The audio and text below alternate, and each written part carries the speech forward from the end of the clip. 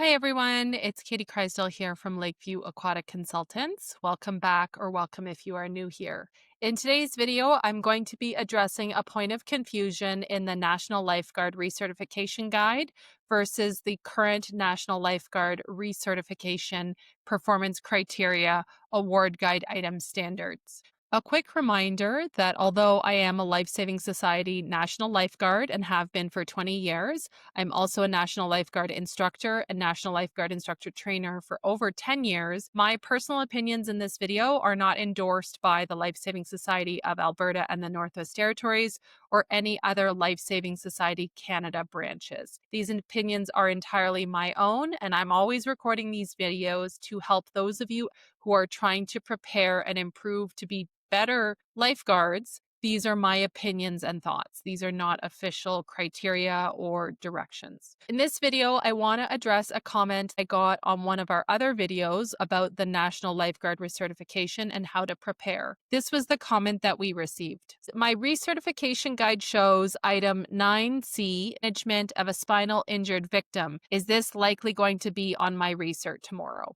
When I saw this comment, I immediately understood what this person was referring to, but I had not myself realized what the concurrent issue was until the commenter brought it up. So to backtrack, in all of our other videos, I have referenced the National Lifeguard Recertification Guide as an excellent preparation tool for your NL recert. I still recommend this guide. It has a lot of the ideas and must-sees the average candidate for recertification should be aware of. And any discrepancies that we're going to address, it is still worth referring to that document if you don't know an NLI with an award guide that you can refer to. The main thing I realized when I saw this comment is that the recertification guide available online that I have been sending people to, that I have been providing before courses, has not been updated with the 2022 National Lifeguard Program standards changes. Some of you might be aware that there have been some changes, as there typically are with the National Lifeguard every 5 or 10 years. One of the recent changes I articulated in my video about how to prepare for scenarios was the shift now to having situations that are both single lifeguard versus lifeguard team. So when you are looking at the National Lifeguard Recertification Guide, it was published in 2014. It makes complete sense, and I'm partially to blame for sending people to this recertification guide, that there would then be confusion over something like spinals, because spinal injured victims are mentioned in the recertification guide,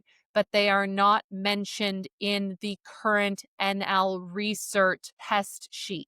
Let's get into it in a more detail, because this language may be confusing if you're new to lifeguarding, if you're newer to aquatics, or frankly, if you're young enough that you have not had to deal with the older program standards. Essentially, in 2022, there were a bunch of program revisions. I'm not going to cover every change to the NL program because that has been in place for the last few years. The most obvious one to me as an NLI and NLIT is the explicit direction that there be single guard and team lifeguard scenarios. But one of the other places where there is now a discrepancy at recerts is in the evaluation of spinals. Spinals themselves are no longer independently a test item on the National Lifeguard Recertification. That doesn't mean you won't have spinal situations as part of your recert, but I want to be clear that it's no longer a standalone item, as it is still shown in the recertification guide. In the current NL test sheet, there is no spinal item. I, as a National Lifeguard instructor, if I'm assessing you for an NL recert, these are the items I must test. These are the items I must see you pass to pass the recertification. If I'm in a specific employment situation, in-service situation, organizational situation where they ask me to test more items, it could be something my client asks me to check that everyone can do, but it is not a test item.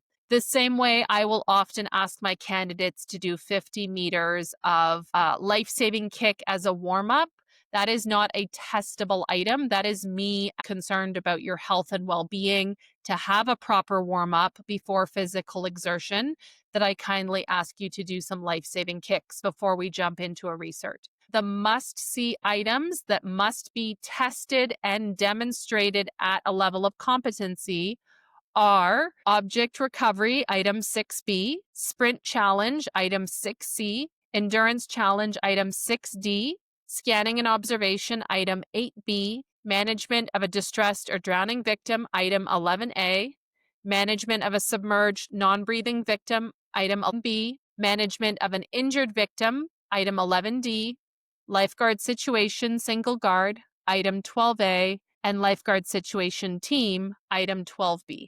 I'm not going to go into great detail about the must-sees or performance criteria of each of those award guide items. As a reminder, you can go back and watch my NL recertification preparation video, or you can go and watch any other videos on the National Lifeguard playlist to help you prepare for your original course or your recertification. Main thing I do want to highlight in reference to the comment that we got is that there is no item specifically for spinals. Spinals can be a component of item 12A, lifeguard situation single guard, 12B, lifeguard situations team. It could even conceivably be part of item 11B, management of a submerged non-breathing victim. Spinals are still a component of your NL recert. You should still be prepared and ready to demonstrate your roles, leadership as part of a team, putting the victim on a spine board if available, but it's not its own item. Spinals are still its own item in an NL original course. I put up the National Lifeguard pool test sheet. These are items to pass your National Lifeguard original course. This was revised in 2022, and that is why spinal injured victims is item 11C.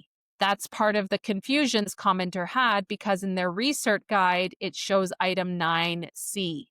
Item 9C was the old numbering with the old NL test sheet prior to 2022. And I'm not even going to put that up on the screen because I don't want somebody watching this video to get confused about what items are required. This video is correct when it's being recorded in 2025. So in a nutshell, if you are preparing for an NL recert, you need to make sure that you're looking at up-to-date materials. Unfortunately, the National Lifeguard Recertification Guide, as I've been linking to in our videos and as is available online through most Life Saving Society branch websites or through Google, is outdated for some items. Do I still think I will reference the NL Recert Guide? Yes, because the vast majority of the information in terms of preparations and scenarios and must-sees for other items is accurate. It is better than nothing. But if you have access to a National Lifeguard award guide, if you have a colleague who is a National Lifeguard instructor, that is the best place to get the most up-to-date information about what you will be tested on and what those performance criteria are. I am also making these videos with as much information as I can provide without it being a copyright infringement on the Life Saving Society who owns the intellectual property, because I do feel that there is a lot of value to shedding some light on the performance criteria and making the whole certification process to become a lifeguard in Canada less scary. I think there is unnecessary fear created through an opacity and a lack of knowledge and information. That is the main reason I am doing these videos. I'm here to answer your questions. So if there's any other areas of the National Lifeguard recertification process or these specific performance criteria that you would like more clarification about, please pop a comment below or send me an email via the contact page in our profile of the YouTube channel. I am happy to keep making these videos as long as there's topics that need more information. Thanks so much for being here, and I'll catch you in the next video.